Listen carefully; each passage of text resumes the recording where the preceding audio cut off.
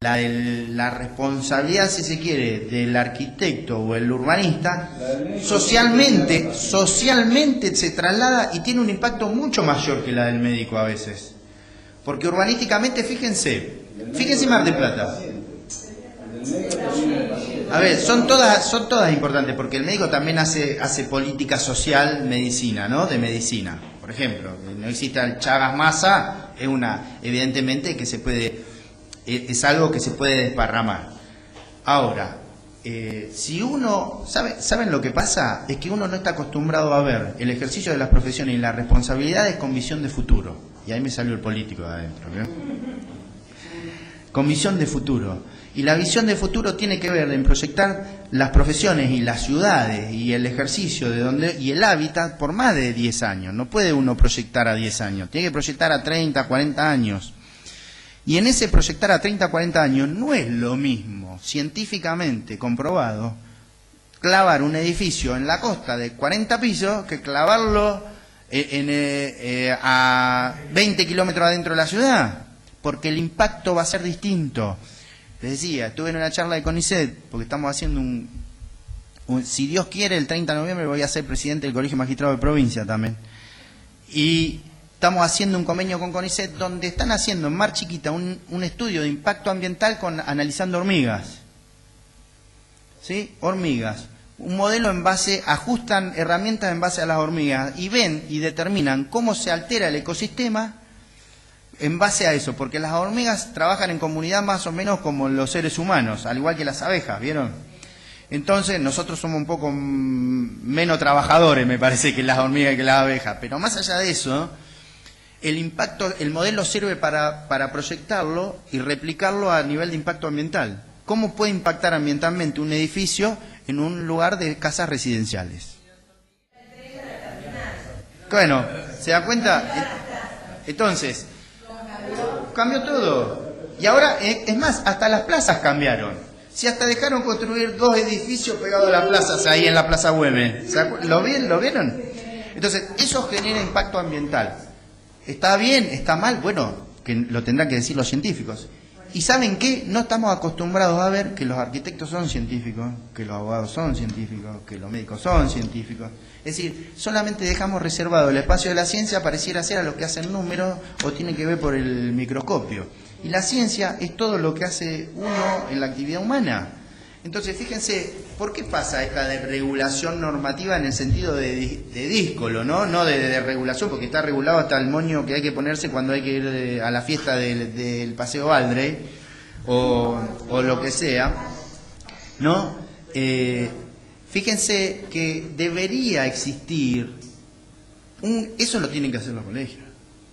Es decir, sentar por vía de los colegios profesionales, sentar a la municipalidad, muchachos, para un ejercicio sano de la profesión de arquitecto nosotros tenemos que tener bien delimitado no solamente los sistemas o los coeficientes de construcción, sino también saber que ustedes no van a implementar ninguna responsabilidad para el escribano, para el arquitecto.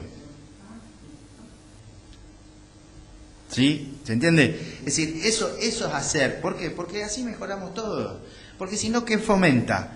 Una errónea regulación, una regulación profusa, ¿qué provoca? Provoca multiplicidad de obras ilegales. Que después es muy simple las obras ilegales. ¿Cómo se solucionan? Pagando una multa. ¿De qué multa? 100.000 pesos, está bien. Como el edificio del Ocean del Boulevard, el Open Beach. Ese tiene 2 pisos construidos en infracción. ¿Saben cuánto fue la multa? 100.000 pesos. ¿A usted le parece que vende departamentos de $200.000 cada uno? Hizo el negocio del siglo el tipo, construyó 2 pisos más, vendió un departamento y lo que le resta de la comisión de un departamento pagó la multa. Y la gente que trata cuando cae el sol, ¿se entiende? Es decir, esas legislaciones por excepción y regulaciones, no. Ahí tiene que ser la norma tiene que ser contundente. Señor, usted construye en ilegalidad, tiene que destruir. Y además pagar la multa. No pagar la multa para dejarlo arriba. Porque si no, ¿para qué existe el criterio técnico? ¿No? Si no existe el criterio técnico para el Bristol, ustedes que son arquitectos, ¿a usted le parece que puede existir un edificio como el Bristol? ¿Y uno como el de Peli? Tampoco. ¿Y otro como el Turbillón? ¿Se entiende? Digo, bueno, a ver, ¿puede servir o no puede servir según la geografía que tenga? O por ejemplo, no puedes comparar nunca el daño que puede llegar a causar el Bristol Center en función a la playa que tiene enfrente que el edificio de Peli que no tiene playa enfrente. Claro, son rocas, no tiene impacto. Son Bueno, pero situaciones geográficas. a lo que me refiero, ¿causa lo mismo? No. El edificio de Peli se hizo una ordenanza en la cual dice por compensación urbanística hay un número de ordenanzas todo. Se paga $2 millones a la municipalidad. 2 millones de dólares, no dice ni pesos argentinos. O sea, Una moneda está estable. reconociendo que un impacto en contra del urbanismo tiene. Y evidentemente sí. Es una zona que no... ¿Me explico? Miren cómo le dice de psicólogo ahora, le toqué la fibra, le toqué. Sí. No, eso está muy interesante, pero lo vamos a tener que dejar Para la próxima. No, pero ¿por qué digo? Porque lo de las excepciones y de las construcciones por un trámite ordinario, tanto de un proyecto nuevo como de obra existente sin permiso, es un trámite normal en la municipalidad. Entonces, tendríamos que reflexionar sobre esas cosas, porque las excepciones no las damos nosotros los arquitectos, las dan los representantes del pueblo, porque las excepciones luego de un trámite van al Consejo Deliberante, que son los que aprueban o no aprueban. Y las compensaciones urbanísticas que dice Martín, también las fijan, digamos. Entonces, la maquinaria es como mucho más. La misma dependencia que nos aprueba la No, lo que quiero decir es que son. No, pero la dependencia que aprueba planos, que es una delegación del Poder Ejecutivo Municipal, no es lo mismo que la legislación por excepción. Eso tiene que salir por una ordenanza de cuerpo. Exactamente, y la aprueba el Consejo Deliberante. Bueno, pero no importa, porque... Pero no, esa es la parte, pero un detalle que iba a decir justamente con el de dos cosas. La primera, lo del Reglamento General de Construcción. Estamos trabajando en eso y estamos trabajando en el COD. Y fíjate que con el tema del contrato, el doctor Bertone también dice que no debemos hacer contrato, por lo menos público para presentarlo. Y en ese sentido hemos presentado también en los municipios la inexigibilidad de Sí, es que para mí es una locura que el municipio exija. de construcciones dice que debemos presentar Por eso, contrato. pero ahí es una locura. ¿Y por qué una locura? Porque se está metiendo en dos contratos, se está metiendo la municipalidad. Privado. Sí, pero no importa, aunque sea provincial. Aunque sea provincial, no importa, que sea provincial municipal. Lo que importa es que se están metiendo, regulando dos contratos, que es uno el de prestación de servicios profesionales, que es lo que antes era la locación de servicios, y otro el contrato de obra. Si el contrato de prestación de servicio profesional se acredita con la firma del papel o del plano cuando uno del trámite que necesita un profesional, porque si no sería lo mismo que ir a pedirle al abogado que presente el contrato en el colegio de abogados o en la municipalidad por la prestación de servicios profesionales por cada juicio que se presenta. ¿Se entiende? Es lo mismo.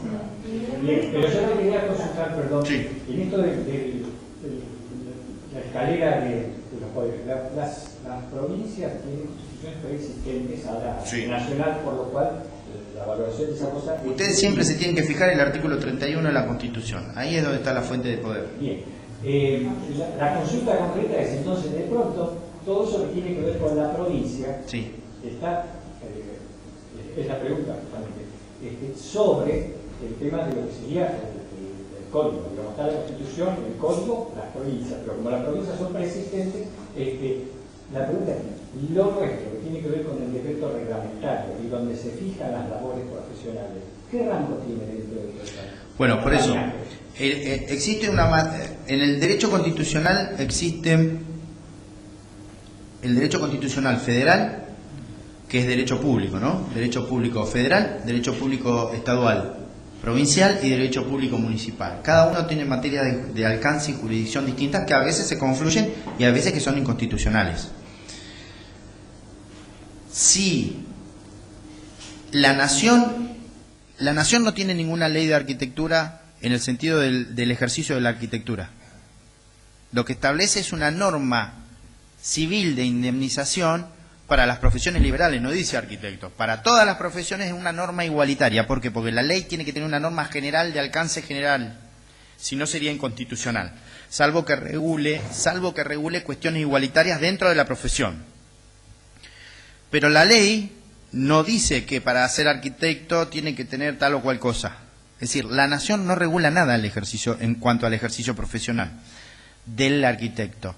Entonces, como no está delegado a esa cuestión, ¿quién lo tiene que regular? Las provincias. Por eso en todas las provincias generalmente existen leyes de regulación del ejercicio profesional de quién. ¿Por qué? Porque además puede haber delitos penales acá, porque puede haber...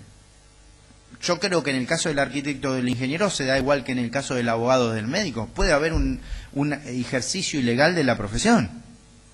No puede cualquiera venir a firmar un plano sino de arquitecto.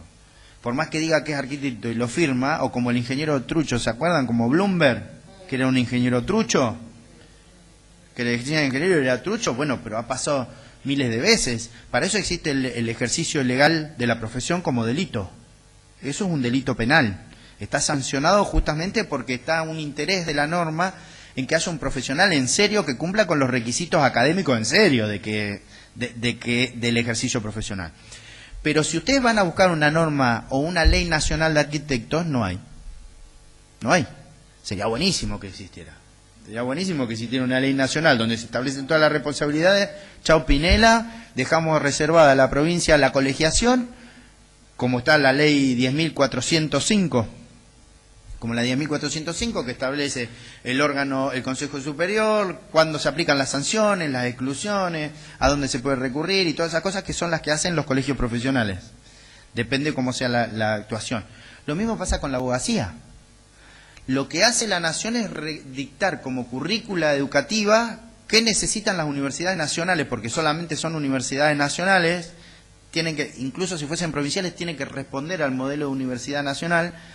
¿Qué es lo que se necesita para ser arquitecto?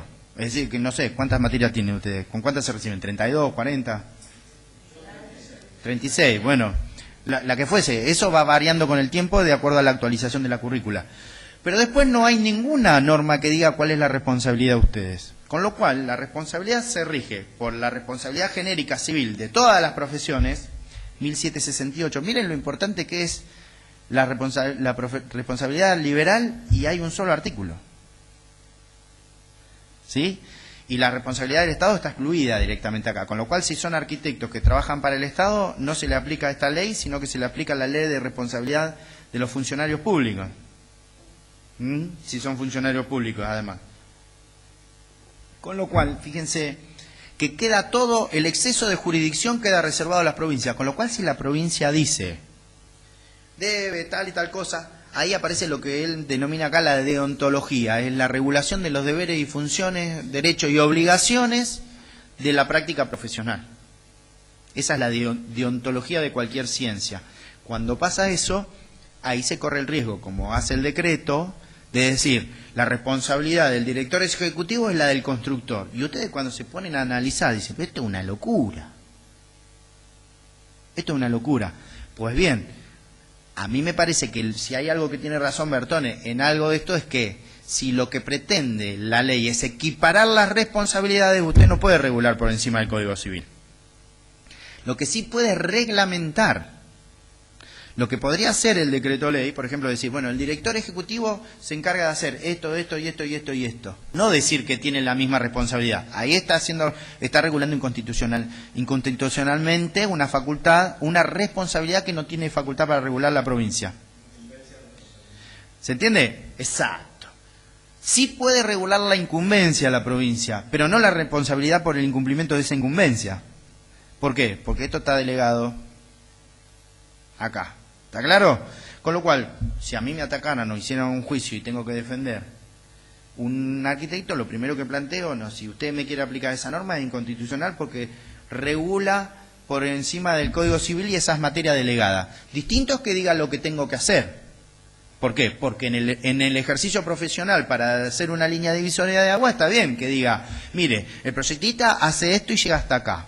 Después el director de obra hace esto y llega hasta acá. el director ejecutivo hace esto y llega hasta acá, el representante técnico, eso debería ser una buena norma donde delimite qué es lo que hace uno y qué es lo que hace otro, porque evidentemente, yo me puse a pensar, me quedé pensando en la otra charla, yo digo, por algo se genera tanta locura con el tema de la responsabilidad de los ingenieros y los arquitectos por la confusión. Es porque evidentemente la praxis está demandando de un profesional que quizás no es la labor de ese profesional el cumplimiento de ciertas funciones por las cuales después se lo quiere hacer responsable objetivamente. Entonces hay algo que está fallando. ¿No? No es lo mismo el que construye que el que dirige desde el punto de vista literario, señor.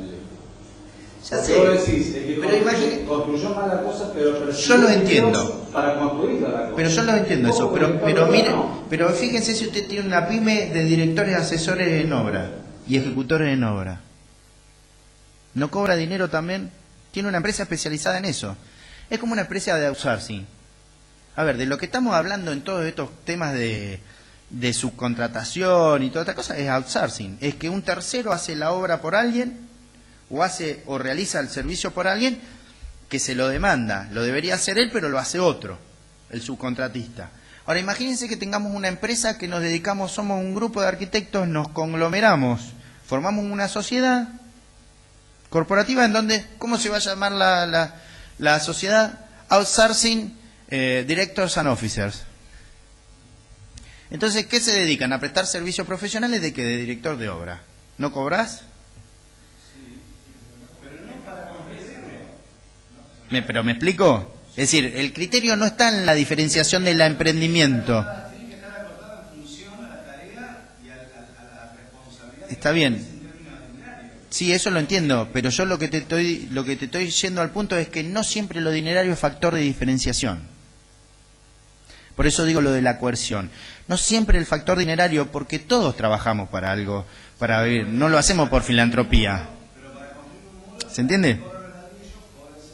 Cobra la cal, cobra la arena y cobra la mano de obra para hacer ese muro. Y otra cosa es el arquitecto que percibe un porcentaje de lo que cobra el que lo hace para dirigirlo. O sea que yo creo que la situación tiene que estar acotada a la dirección, no tiene que estar acotada. No, pero eso está más que claro, pero digo que el criterio no puede ser cuantitativo dinerario. Porque en los dos puede haber una empresa. No veamos como que la empresa está mal.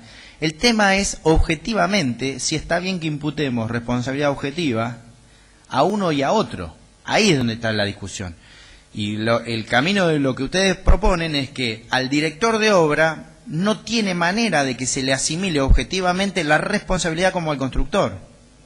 ¿Por qué? Porque no garantiza resultados. Entonces yo le pregunto, ¿no garantiza resultado el director de obra? ¿Para qué está ahí entonces?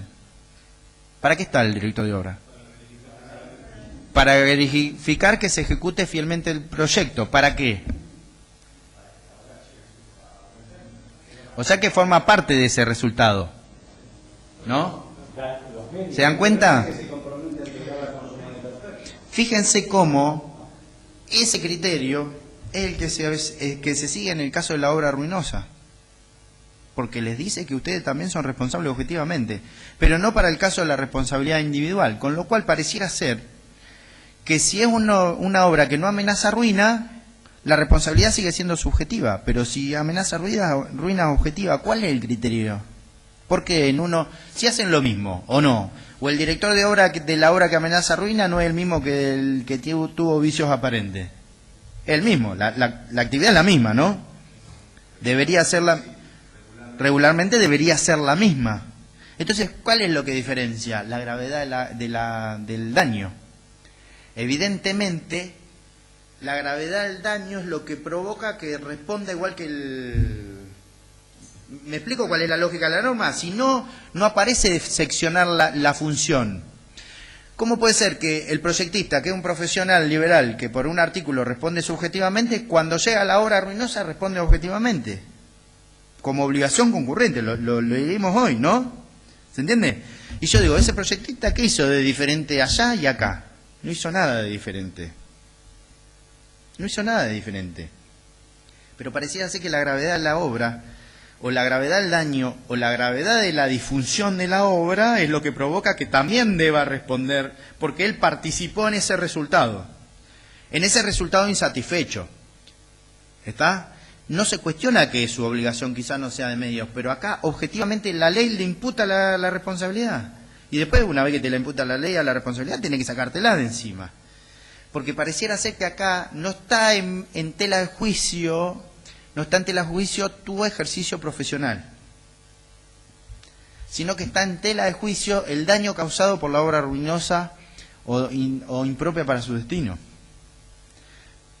Me van siguiendo, ¿no? ¿Por qué? Porque el arquitecto no hace nada distinto de la obra ruinosa o del vicio aparente, pero pareciera ser que la gravedad sí provoca una escisión. Por eso digo que el criterio de distinción acá no tiene que ser el económico. ¿Por qué? Porque el contrato de obra y el de servicios son contratos onerosos por antonomasia. Nadie va a venir a laburar gratis. Nadie te va a construir algo gratis. Es normal que se cobren y honorarios. Por eso son locaciones de servicios profesionales o servicios profesionales. Son honorarios, no estamos hablando de salario. Son honorarios profesionales. Ahora, ese honorario profesional que vos cobras te imputa una responsabilidad de índole subjetiva. Hasta que llegas a la ruina. Donde llegaste a ruina o obra impropia, ahí cambia el factor de atribución y te imputa, seas empresario, no, te imputa la misma responsabilidad. Y es lo que decimos, ¿a vos te parece que el proyectista tiene que tener la misma responsabilidad objetiva que el que garantizó el resultado? Pareciera ser que es una locura, que no. Porque vos te dedicaste a hacer los planos, ¿no? Proyectaste las ideas, hiciste el manual de, ¿no? El detalle constructivo. Y yo digo, ¿a vos te parece que eso es lo mismo que llevar el código? Una cosa es idear el código y otra cosa es traerlo acá. ¿Es lo mismo? Y no es lo mismo. Porque incluso a vos te estarían, si sos proyectista, lo que estás idealizando es una idea, estás materializando una idea. Derecho de autor, hasta incluso derecho de autor. Te estarían haciendo responsable por una autoría tuya, pero desde lo intelectual, ¿no? Porque el plano no es nada más que eso, es el boceto técnico de una idea. Es decir, más puro que eso no hay nada, porque sale de acá y se traslada acá. Obviamente habrá copias, habrá maneras técnicas de no vamos a poner una puerta allá y otra acá, cosa que tengamos que atravesar, porque lo coherente es hacer un pasillo, qué sé yo, no sé, cosas de sentido común, que la ciencia de ustedes tiene también eso, ¿no? Las bajadas húmedas, las bajadas secas, qué sé yo. Todas esas cosas son cosas de sentido común y que también forman parte. Pero la idea de cómo son esas, de las Torres Petronas, eso está materializado ahí, ¿no? Ya que lo citamos a Peli. Está materializado ahí. Ahora, ¿y por qué tenés que responder como proyectista en la obra ruinosa? Por eso la ley dice, según la causa del daño. Ahora, ¿cuál puede ser la causa del daño para ¿qué vicio tenés que tener en el proyecto para que amenace ruina? Tenés que tener un flor de vicio ahí. Es decir, no sé, hacer una cosa que físicamente sea imposible de realizar, porque si no... Y creo que hasta ya hoy en día físicamente para la arquitectura no hay nada imposible. Desde lo visual y diseño no creo que haya cosas imposibles, porque con los materiales que hay y con las técnicas que hay, obviamente que es relativo, pero digo, creo que si se ponen a trabajar físicamente y matemáticamente lo sacan. Hasta que lo desasnás, pero sí, te va a volver loco, pero yo creo que no debe haber, salvo lo del cohete a la estratosfera y todo eso en 45 minutos, después, eso forma parte de la ingeniería espacial. ¿Está claro? Para ir concluyendo, me parece que esta resolución técnica está muy bien mirada y muy bien redactada de los ojos de los arquitectos, pero cuando la testeamos, nosotros en el derecho decimos algo que es la prueba ácida. Cuando vos la testeás con determinados procesos o con determinadas normas, esta resolución técnica no pareciera ser consistente. Porque fíjense que a mí me bastaron citar 2 artículos para decir que no estaban bien algunas apreciaciones, que no están mencionadas incluso en la norma técnica, lo cual me resulta llamativo.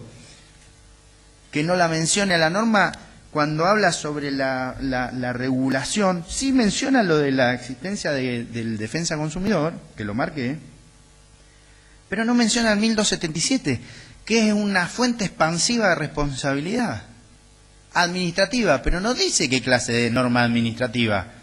Y yo, como juez, cuando tengo que venir a un proceso, ¿a ustedes cómo les parece que condenamos a los médicos? Los condenamos porque hay una ley provincial de medicina, donde tienen que tener, y además hay leyes nacionales de derechos de los pacientes y todas esas cuestiones, pero también hay leyes provinciales de medicina, del ejercicio de la medicina, del arte de curar se llama. Y aparece de todo, aparecen muchas cosas.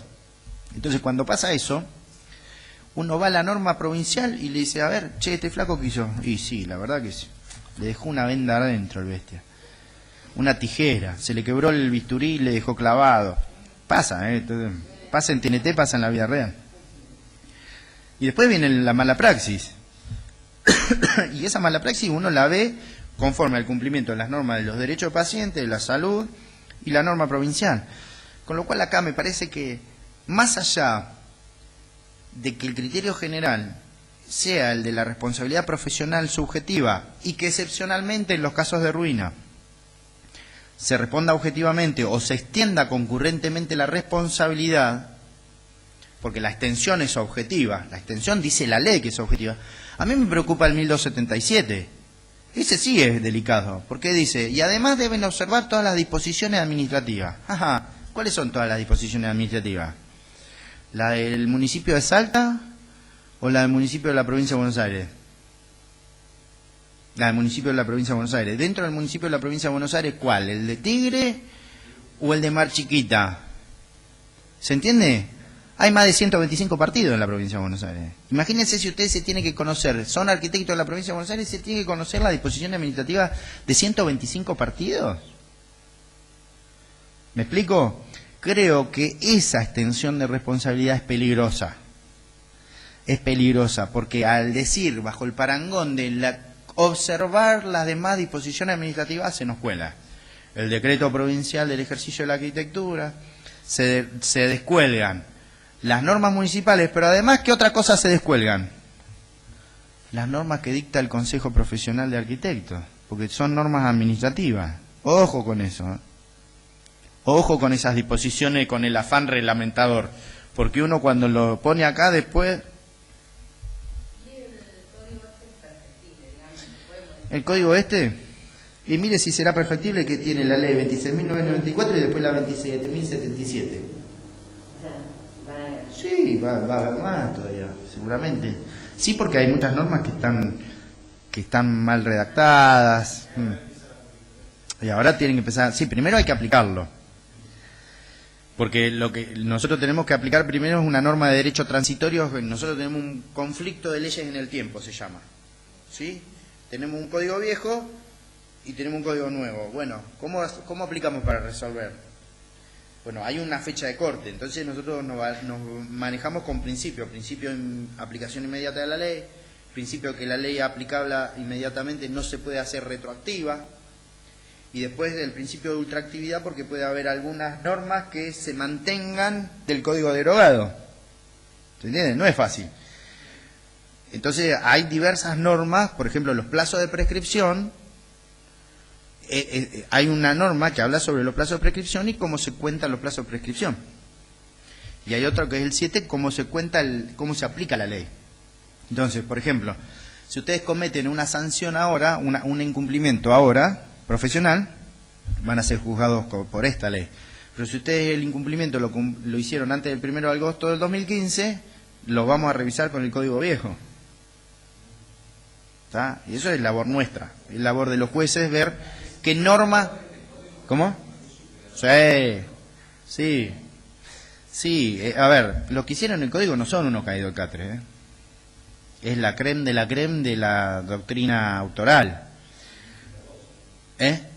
Unifica dos, es decir, adelgaza, pero detrás de esto también hay una cuestión política, que ninguno de ustedes es tonto y se da cuenta de que este código sale por algo, y sale porque hay un 22 de noviembre. ¿Sí? Así como la B de Vendetta, remember, the 5th of November. Bueno, hay un 22 de noviembre. Ese 22 de noviembre, por eso se adelantó, porque este código va a empezar a aplicarse el 1 de enero de 2016.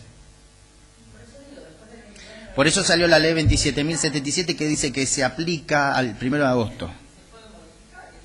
No, pero ya esto no, porque está en vigencia este código. Ahora nuestras reglas se rigen por este. No, el presidente no puede derogar una ley, lo tiene que derogar el Congreso. Sí, bueno, pero el Congreso...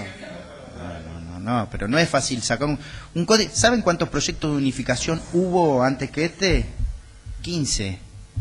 Este fue el único que llegó a buen puerto, porque existía la voluntad. Pero desde el año 30 y pico que se vienen haciendo proyectos de unificación. Y este fue el único que pudo lograr la unificación. Este código, porque después hay otras leyes que están unificadas. La ley de quiebra está unificada, la ley societaria está unificada, muchas leyes. Pero este fue el único que llegó. Si es perfectible, todas las normas son perfectibles. ¿Por qué? Sí. No, pero más allá de políticamente, socialmente superadora, porque este código reconoce, esto lo dije en la primera charla que dimos sobre responsabilidad profesional, lo bueno que tiene este código es que ahora habla sobre la actitud de prevención del daño. Entonces le dan gerencia a los jueces que puedan prevenir el daño, la acción preventiva del daño. Porque lo que vinimos a hablar hoy es ya causado el daño. ¿Sí? Ya causado el daño, usted tiene que responder. Ahora, la acción preventiva es cuando hay visos de que puede haber responsabilidad, ahí viene la acción preventiva del daño. Porque la función preventiva, la ley tiene que ser función preventiva. Y ahí hay mandatos preventivos, hay acciones o tutelas diferenciadas, pero es muy... reconoce muchos derechos. Algunos ya los reconocía. El matrimonio igualitario no hace nada más que regularlo. Nos vemos la próxima.